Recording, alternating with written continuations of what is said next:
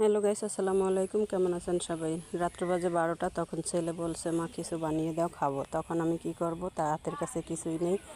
তখন ঘরে ছিল লাচ্চা সেমাই, তাই আমি লাচ্চা সেমাই দিয়ে পকোড়া বানাবো। নিলাম কিছু লাচ্চা সেমাই, এখন নিলাম কিছু চিনি, তারপরে নিয়ে নিলাম কিছুটা গুঁড়ো দুধ, তারপর নিলাম হালকা লবণ দিয়ে, তারপরে একটু আটা দিয়ে দিলাম, তারপরে একটু বেকিং সোডা দেওয়ার পরে এটাকে ভালো করে একটা ডিম ভেঙে দিয়ে ভালো করে মেখে নেব হাতে।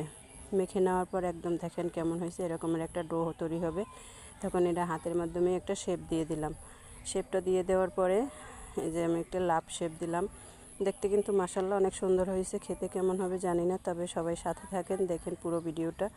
খেতেও মনে হয় অনেক মজাই হবে। তবে সবগুলো দেওয়া শেষ হয়ে গেছে। এখন আমি একটা প্যান বসিয়ে তারপর প্যানে তেল দিয়ে এই যে দিয়ে দিলাম একে একে সবগুলো। দেওয়ার পরে এখন সবগুলো দেওয়া শেষ হয়ে গেছে। সবগুলো দেওয়া শেষ হলে তারপর আমি একে একে সবগুলোকে উল্টিয়ে পাল্টিয়ে নেব। উল্টিয়ে পাল্টিয়ে ভেজে দেওয়ার সাথে সাথে কি সুন্দর একটা স্মেল এসেছে গাইস, জানেন না, অসাধারণ একটা স্মেল এসেছে।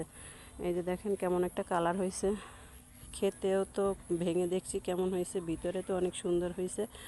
খেতেও মাশাআল্লাহ অনেক মজা হয়েছে। আমার ছেলেকে দিলাম, ছেলে তো বলে মা খেয়ে অনেক মজা হয়েছে, দারুণ। আমিও ট্রাই করে দেখলাম কেমন হয়েছে খেতে। মাশাআল্লাহ অনেক মজা হয়েছে। আপনারা চাইলে ভিডিওটা বাসায় তৈরি করে দেখতে পারেন রেসিপিটা। আল্লাহ হাফেজ, ভালো থাকবেন সবাই।